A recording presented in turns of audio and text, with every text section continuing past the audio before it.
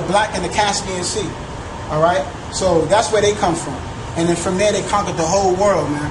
Basically everywhere, man. They still trying to take more. All right? This is right here. It says, this is Jeremiah chapter 17, verse 4. And thou even thyself shalt discontinue from thine heritage. See that? It says,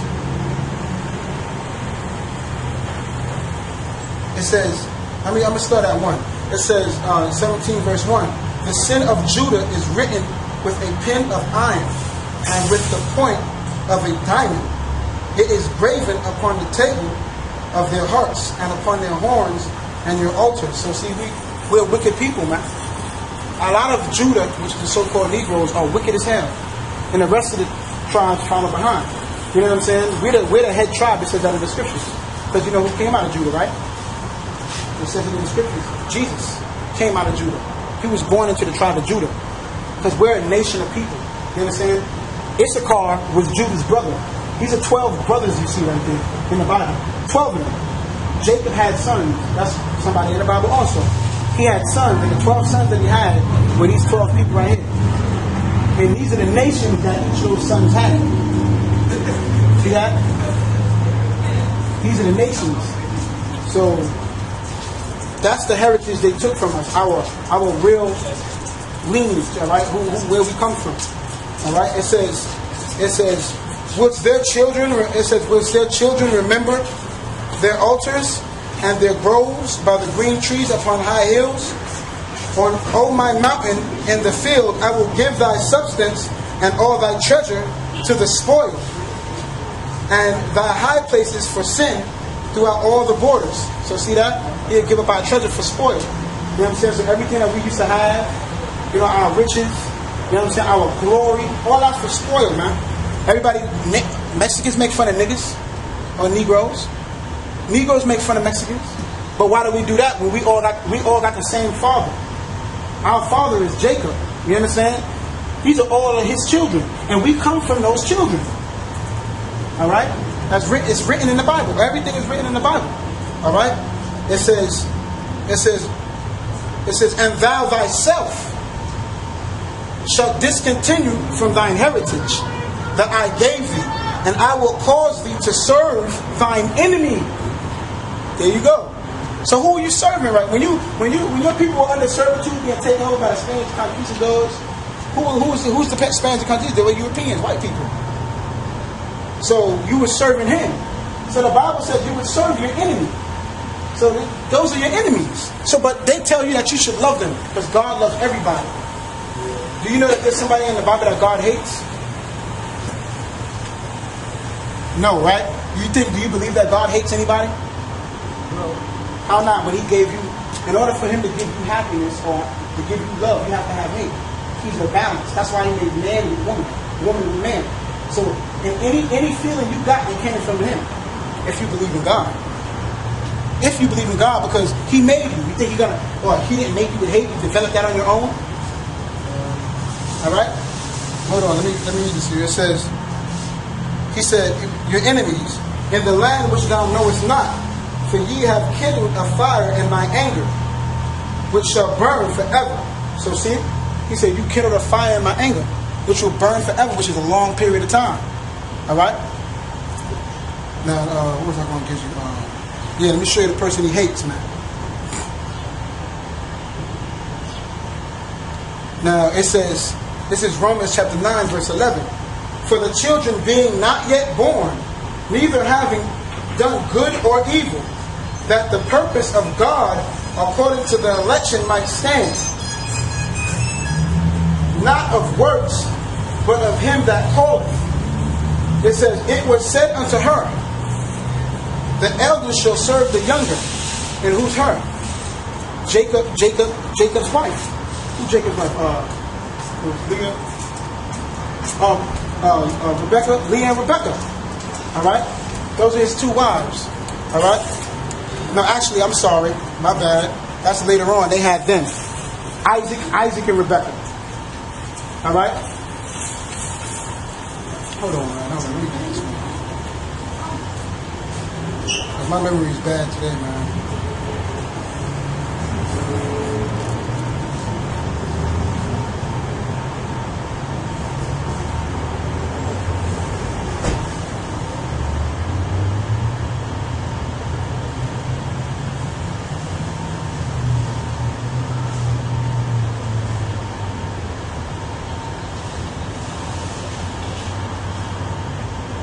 gonna be here all day?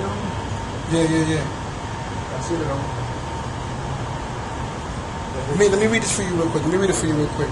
It says, this is Genesis chapter 25, verse 20. And Isaac was 40 years old when he took Rebekah to his wife, and the daughter of Bethuel the Syrian, and Padan Aram, the sister of Laban the Syrian.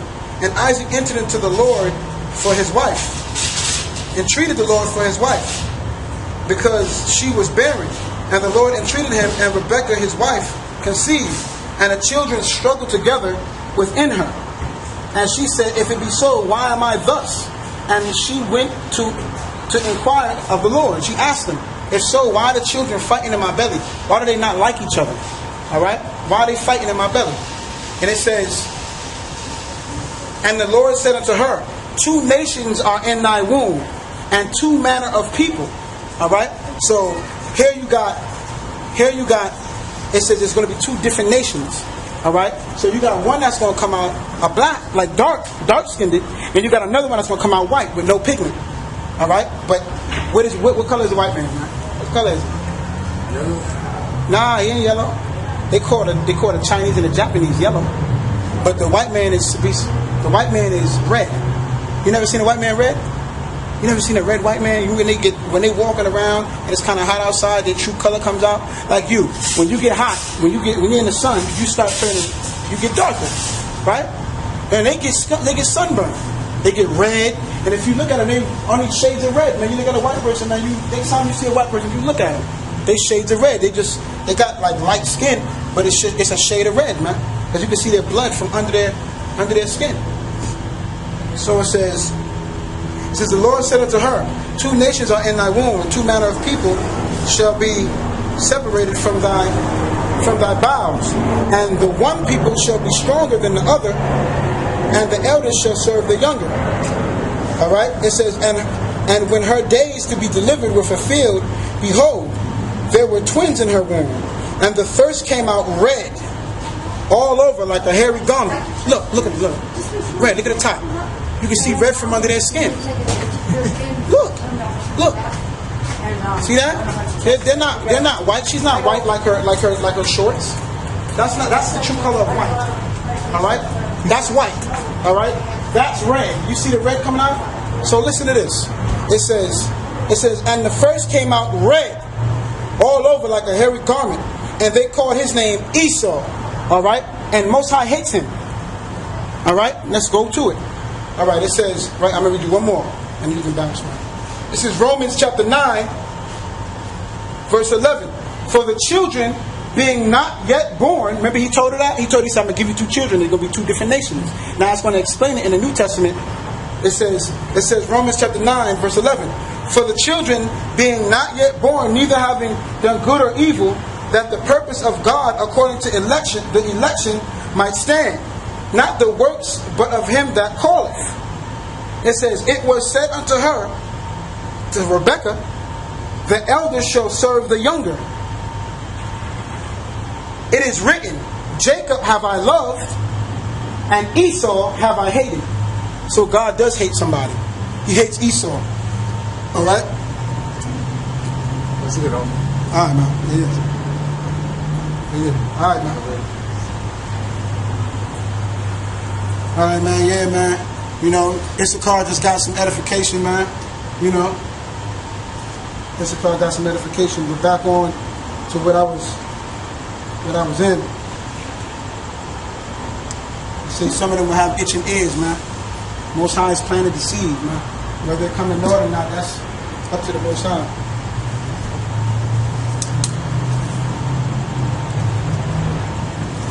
All praises to Yahweh, Shem Shai. Double honors to the elders. Right?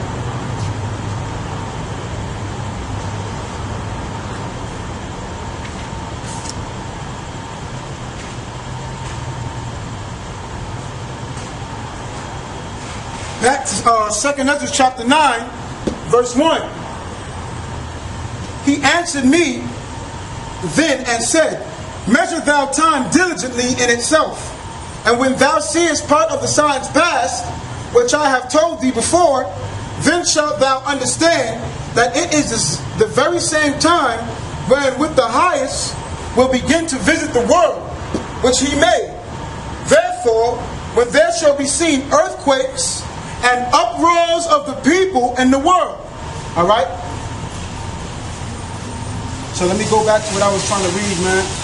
I got this news article. Alright, and by the way, they rioted in Spain also, man. These people had enough, and they said that they rioted for the last time. You know, the next time they riot, they're going to take that place, man. They're going to take it over. And it's the people said they're going to take it themselves, alright? So these people had enough, man. Most High is putting the spirit on these people, man. That says the United Nations, this is an article from Press TV, UN austerity plan threatens recovery. The United Nations was warned that the countries which impose tough austerity measures to avert bankruptcy threaten the global economy's recovery. It says austerity measures in response to high government debt in some advanced economies, such as Greece and Spain, are not the only threatening public sector employment and social expenditure, but also making the recovery more uncertain and fragile. So the more money you continue to pump into the system, the more you destabilize the system. That's what they're saying. All right? But that's what they want to do. That's their plan. They want to destabilize the system. All right?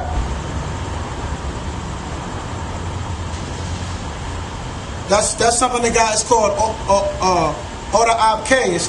When you break it down, that's Latin for order out of chaos. All right?